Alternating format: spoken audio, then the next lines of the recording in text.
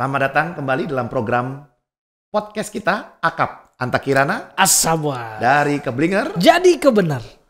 Yes, Pak Anta, Ya. hari ini kita mau bahas satu topik yaitu burnout. Burnout. Ini sesuatu yang legend, Pak Anta.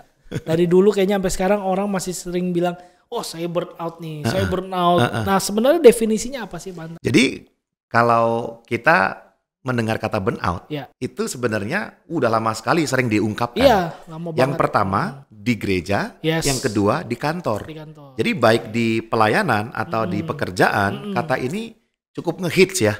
Ya, jadi kalau buat di kantor, burnout itu berarti dia kelelahan fisik, Yes. kelelahan mental, Ya. kelelahan emosinya. Ya. Ya. Dalam keadaan mungkin pekerjaan banyak, numpuk, lalu dia nggak bisa istirahat, maka fisiknya bisa lemah, maka dia dianggapnya burnout. Burnout. Padahal itu adalah lelah, butuh istirahat. Ya. Ya, tapi biar keren kan pakainya burnout. Ya. Burnout itu beneran kebakar, Iya, betul. hangus gitu ya. Hangus. Nah, ada lagi burnout yang karena kelelahannya emosi. Iya. Katakanlah dia tidak dipercaya oleh atasannya, dia dibully secara emosi, kemudian apa yang dia inginkan nggak tercapai, lalu di dalam hatinya dia sepertinya mencintai orang tapi orangnya nggak mencintai dia, jadi emosinya, jiwanya lelah, Iya. ya, dan akhirnya dia mengalami burnout juga, Yes. ya, sehingga nggak mau ngapa-ngapain, berpikiran negatif, perilakunya juga akhirnya di kamar saja gitu ya. Nah, hal yang sama itu terjadi di gereja. Oke. Ada pelayan-pelayan Tuhan itu yang melayani terus, khotbah Iya, terus, iya. tapi dia nggak pernah dikhotbahin. Ya, dia mendoakan orang terus nggak pernah didoakan. Iya. Bahkan nggak pernah bersekutu dengan Tuhan secara pribadi. Ah. Akhirnya dia hanya melakukan pelayanan, Iya. dia nggak dilayani, Iya. burnout. Oke. Ada juga yang sama tentang emosi.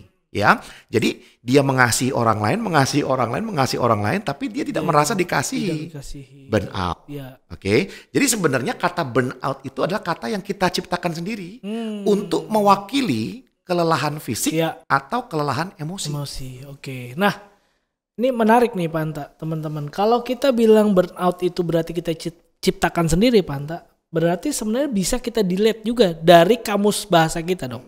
Gimana Pak Anta? Nah, yang menjadi faktanya lagi nih, bahwa burnout itu kan karena ketidakmampuan kita untuk mengelola diri sebenarnya. Oke. Kalau di pekerjaan, Iya. Kalau di pekerjaan, ketika saya ada tugas, Iya. contoh ya, Iya. saya beberapa minggu yang lalu diberikan tugas, lalu saya tahu bahwa dalam waktu saya nggak bisa menyelesaikan. Itu. Saya berkata langsung kepada mereka, maaf saya tidak bisa menyelesaikan, Ya. apakah oke? Oh ternyata dikasih tambahan hari lagi, Oke. ya sudah. Oke. Tapi saya nggak akan membiarkan tubuh saya bekerja terus 24 jam tanpa tidur. Itu kan keputusan. Sebenarnya bisa nggak? Bisa.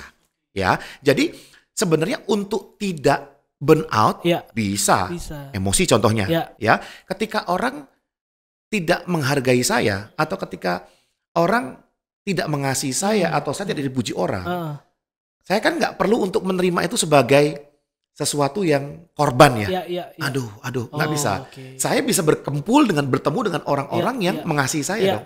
Iya. Jadi saya bisa bertemu dengan orang-orang yang memberdayakan saya, mengasihi saya, mencintai saya, menerima saya apa adanya, bisa dong. Iya. Sehingga itu juga keputusan sebenarnya. Oke. Sama di gereja. Ah. Jadi kalau di gereja berkata bahwa jangan sampai burnout nih. Aduh, gue burnout nih. Gimana ya? Sebenarnya bisa diatur. Iya. Ya.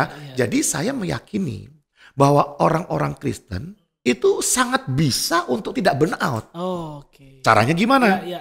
Caranya ya jangan pelayanan terus tanpa Ya. ada persekutuan dengan Tuhan. Nah, Jangan melayani terus tanpa pernah tanpa dilayani. Iya. Jangan khotbah terus tanpa dikhotbahin. Main, betul. Ya. Jadi kalau kita hubungan dengan Tuhan dekat, baca firman Tuhan, kita bisa katakanlah pemikiran kita dipenuhi dengan pemikiran daripada yang di atas, ya.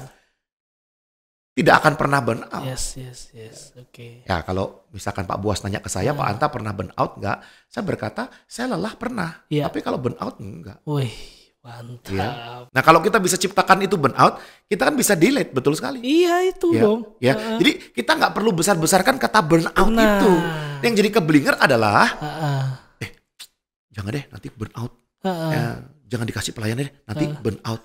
Bukan itu, tetapi kita perlu ajarkan mereka untuk tahu bahwa apakah ini kapasitas fisik saya cukup, Iya. apakah kapasitas emosi saya cukup. Kalau enggak, gimana caranya supaya diisi terus? Ya kan? Ada istirahat, ada tidur, ada olahraga, plus ada persekutuan dengan Tuhan, baca firman, persekutuan dengan orang percaya, didoakan, dilayani, sharing, curhat. Jangan cuma dengar curhat orang. Kita curhat juga boleh. Betul, persis. Makanya kita setiap hari Senin kan ada sesi curhat. Iya, betul.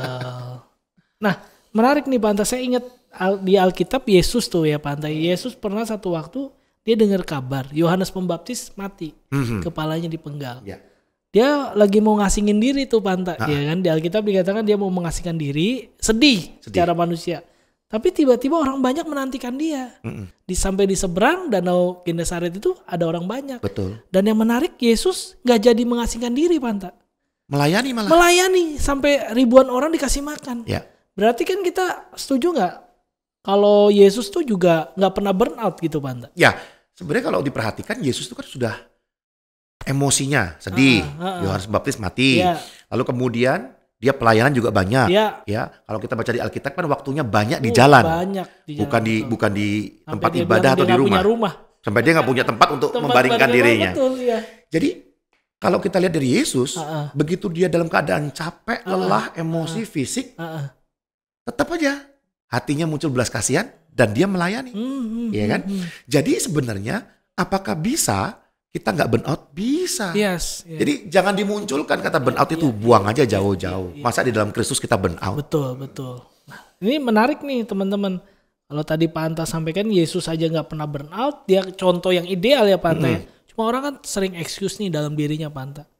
Oh ya Yesus lah Tuhan, tapi saya kan manusia. Ada nggak sih Pak Anta contoh-contoh di Alkitab siapa gitu? Elia mungkin atau Daud? Ya, siapa Pak Anta yang pernah kesannya burnout padahal bukan gitu. Ya, jadi memang kita perlu bedakan ya, apakah itu dosa? Nah, apakah itu lelah? Ya. Muncul lagi burnout. Ya. Kalau itu tentang lelah ya istirahat. Tahu diri aja. Jangan berkata bahwa burnout. Burnout itu kan seolah-olah bahwa dia kebanyakan pelayanan. Kebanyakan jabatan. Kebanyakan tugas sehingga dia burnout. Ya jangan banyak-banyak. Kan gitu aja sederhananya. Benar. Nah tetapi kalau kita lihat di dalam Alkitab kayak Elia misalkan setelah dia melakukan hal yang dahsyat membunuh para nabi-nabi Baal. Lalu dia kabur. Itu kan tentang mungkin di dalam diri dia ada dosa. Dosa apa? Katakanlah bahwa dia dosa bahwa dia takut. Tidak lagi mempercayai Tuhan. Berarti kan tidak hidup dalam iman. Betul. Oke. Ya, misalkan Daud. Daud mah dosa itu, bukan burnout. Ya kan? Dia leyeh. Lihat wanita, berpikir jahat. Ya itu mah dosa. Ya. Jadi kalau burnout itu didefinisikan kelelahan fisik dan emosi, maka jawabannya adalah ya jangan lelah fisik, jangan lelah emosi. Itu di marketplace. Tapi kalau di rohani, selagi kita dekat dengan Tuhan, selagi kita punya persekutuan yang dekat dengan Tuhan, kita makan makanan rohani firman Tuhan, bersekutu dalam keluarga atau lingkungan rohani, semua hal bisa kita lakukan. I can do all things, through Jesus Christ. Saya menarik nih teman-teman kalau ngomongin berat karena seringkali saya juga hampir mantap. Oh pelayanan tadi kan kelelahan banyak gitu ya, 1 minggu full gitu ya. Tapi tiba-tiba berpikir ulang, oh iya kalau pelayanan itu menjadi memberatkan saya gitu ya. Saya harus tanya ini pelayanan dari Tuhan atau bukan? Betul. Jangan-jangan kedagingan juga Pak Anta, iya kan? Betul. Makanya kalau diperhatikan Yesus itu nggak pernah frustasi. Nggak pernah. Ya, Yesus marah pernah. Tapi kan firman Tuhan berkata marah tapi tidak berbuat dosa. Iya dong. Ya, dia singkirkan semua pedagang-pedagang uang di bait Allah. Yesus pernah sedih. Lazarus mati dia menangis. Oke. Apakah Yesus pernah gembira? Pernah. Ketika dia mengutus 70 murid. Betul. Maka saya melihat iblis dikalahkan seperti itu ya, dan dia bersuka cita gitu kan, bergembira. Nah, tetapi emosi-emosi negatif yang katakanlah bisa disejajarkan dengan burnout, frustasi, depresi, nggak pernah. Jadi kalau sampai ada orang berkata atau hamba Tuhan berkata Yesus pernah frustrasi, salah. Dia nggak pernah frustrasi. Betul. Saya pernah pelajari nih Pak Anta nih di dalam Lukas 22:45. Tadi Pak Anta udah sempat singgung tuh teman-teman. Yesus waktu di Taman Getsemani kan ketakutan tuh. Takut. Tapi ternyata setelah diselidiki Alkitab dalam teks Yunaninya bukan pakai kata phobos atau fobia, ketakutan dari luar, tapi pakai kata agonia, Pan. Agonia. Agonia itu artinya karena dia takut berpisah, Pan. Jadi bahkan Yesus pun tidak pernah mengalami rasa takut. Iya. Ya. Nah, kalau kemudian tiba-tiba di Bukit Getsemani ditulis dia takut, ya. Takutnya itu bukan, aduh nanti saya besok makan atau enggak ya. Saya punya pasangan hidup atau enggak ya. Takut akan masa depan, takut akan pemenuhan kebutuhan, takut akan sebuah prestasi. Bukan. Tapi dia takut kehilangan kedekatan dengan Bapa. Terpisah. Contoh ya, Bu ya. Contoh nih, Bu. Bulan depan saya mau kerja melayani Tuhan di sebuah negara yang jauh dari Indonesia. Lalu saya takut, kenapa? Aduh, nanti kalau aku nggak ketemu istri, anak atau apa. Jadi agonia itu takut karena jauh hubungan itu, bukan karena takut yang nggak pasti di luar sana. Itu ya. Iya. Jadi walaupun Yesus itu manusia juga 100%, Allah juga 100%, dia memiliki emosi manusia juga, tapi perlu digarisbawahi dia tidak berdosa. Jadi emosi-emosi negatif yang cenderung mengakibatkan dosa nggak pernah. Kita perlu clear di situ. Oke, Panta, closing statement. Closing statement saya adalah jangan pernah berkata bahwa nanti saya burn out. Mau burn out, mau nggak burn out, Anda bisa atur sendiri. Ya, pastikan fisiknya kuat, pastikan mental kita juga kuat. Nah, Yesus nggak pernah burn out. Oleh karena itu, jangan pernah kita burn out juga. Solusi gimana? Datang kepada Tuhan, miliki hubungan yang dekat dengan Dia, baca firman Tuhan, ya, dan kita tahu kapasitas diri kita. Ya, Tuhan Yesus memberkati. Sampai bertemu dalam program Akap selanjutnya. Tuhan memberkati. God bless you.